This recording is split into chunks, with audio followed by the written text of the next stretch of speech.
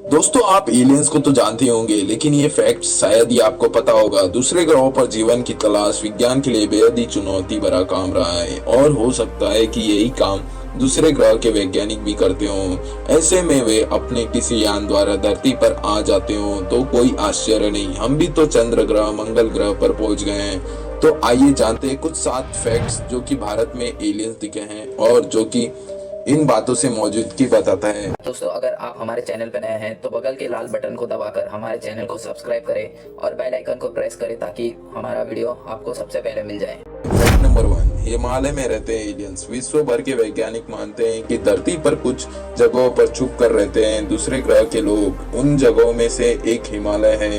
भारतीय सेना और वैज्ञानिक इस बात को स्वीकार नहीं करते, लेकिन अस्वीकार भी नहीं करते। हिस्ट्री चैनल्स की एक सीरीज इसका खुलासा किया गया। भारतीय सेना और भारत तिब्बत सीमा पुलिस की यूनिटों ने सन 2010 में जम्मू और कश्मीर के लद्दाख क्षेत्र में उड़ने वाली अनजान वस्तुओं के देखे जाने की खबर दी थी, लेकिन बाद में इस खबर को दबा दिया गया। लेकिन सोशल मीडिया पर इस खबर की काफी चर्चा रही। फैक्ट नंबर 2, भारत चीन सीमा। ये घटना 15 फरवरी दोपहर तकरीबन 2:18 पर भारत चीन सीमा से करीब 0.25 किलोमीटर दूर एक छोटे से क्षेत्र में मैदान से करीब 500 मीटर ऊपर चमकदार सफेद रोशनी नजर आई और 8 भारतीय कमांडो, एक कुत्ते, 3 पहाड़ी बकरियों और एक बर्फीले तेंदुओं को भारी बादलों में ले जाने से पहले वह गायब हो गई।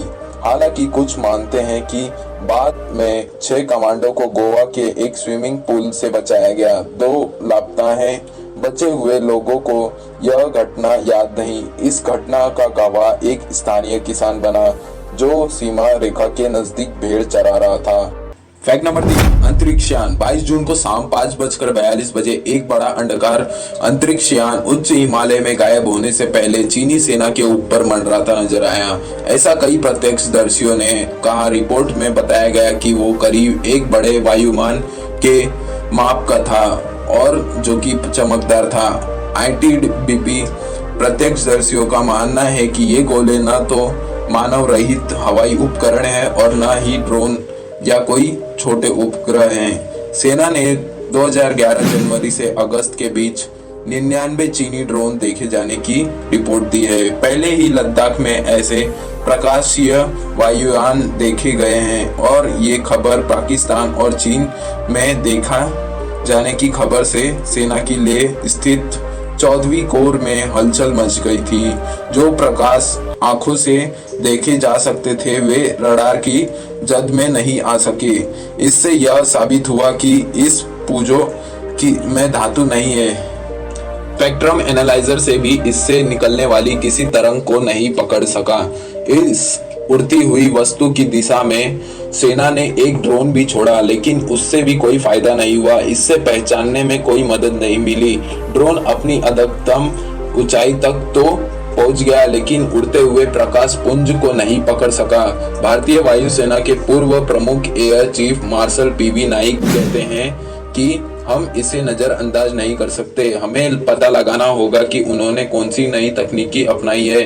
भारतीय वायुसेना ने 2010 में सेना के ऐसे वस्तुओं के देखे जाने के बाद जांच में इन्हें चीनी लालटेन करार दिया था। पिछले एक दशक के दौरान लद्दाख में दिखना बढ़ा है। 2003 के अंत में रिपोर्ट भेजी थी। सियाचिन पर तैनात सैन्य टुकड़ियों ने भी चीनी की तरफ तैरते हुए प्रकाश पुंज देखे हैं, लेकिन ऐसी चीजों के बारे में रिपोर्ट करने हंसी उड़ाने का खतरा रहता है, जिसके कारण इन सभी घटना को दबा दिया जाता है। इस वजह से सभी कहते हैं भारत में एलियंस की मौजूदगी नहीं है। फैक्ट नंबर 4, उड़ीसा में उतरे थे एलियंस। इस बात का पता एक ताड़पत्र की खुदाई से चला है। वर्ष 1947 में भारत के आजाद होने से कुछ महीने पहले ही एक UFO को ओडिशा के नायगढ़ जिले में उतरते देखे जाने की खबर कही थी। एक स्थानीय कलाकार पचानन मोहना ने इस घटना को ताड़पत्र पर खुदाई कर दर्ज किया था। पचानन ने उन एलियन व उनके विमान के रेखा चित्र भी बनाए थे। यह यूएफओ 31 मई 1947 को पहाड़ी इलाके नायगढ़ में उतरे थे। इस घटना के एक महीने बाद ही न्यू मैक्सिको के पास एक संदिग्ध दुर्घटना हुई थी।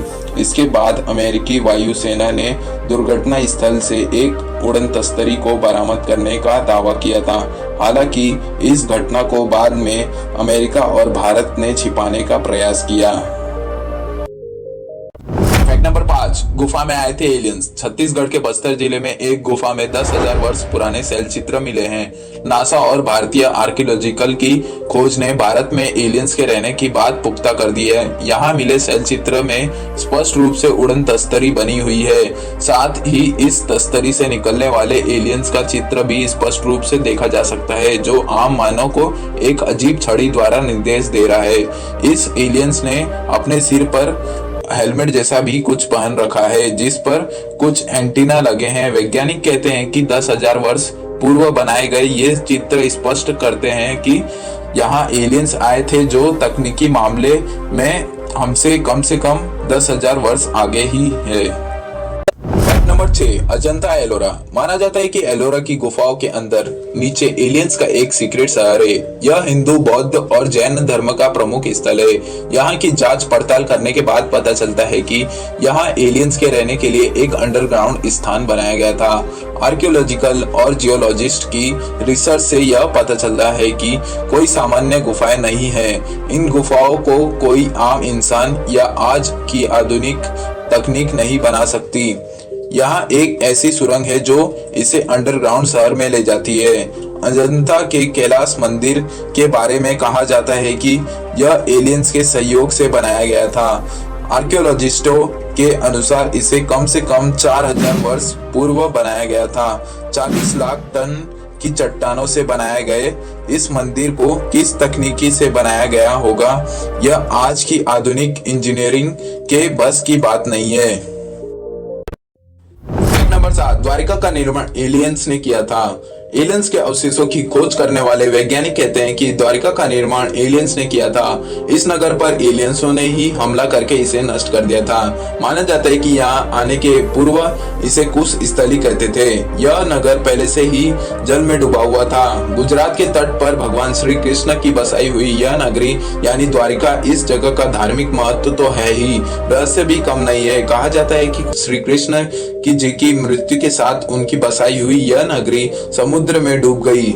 आज भी यहाँ उस नगरी से अवशेष मौजूद है, लेकिन प्रमाण आज तक नहीं मिल सका है।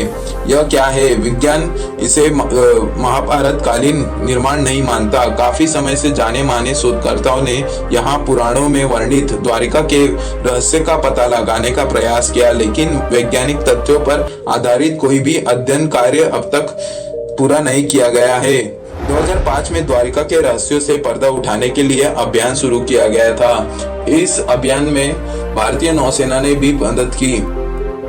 अभियान के दौरान समुद्र की गहराई के कटे छटे पत्थर मिले और यहाँ से लगभग 200 अन्य नमूने भी एकत्र किए, लेकिन आज तक यह तय नहीं हो पाया कि यह वही नगरी है अथवा नहीं जिसे भगवान श्री कृष्ण ने बसाया था। आज भी यहाँ वैज्ञानिक स्कूबा डाइविंग के जरिए समंदर की गहराइयों में कैद इस रहस्य को सुलझाने में लगे हैं।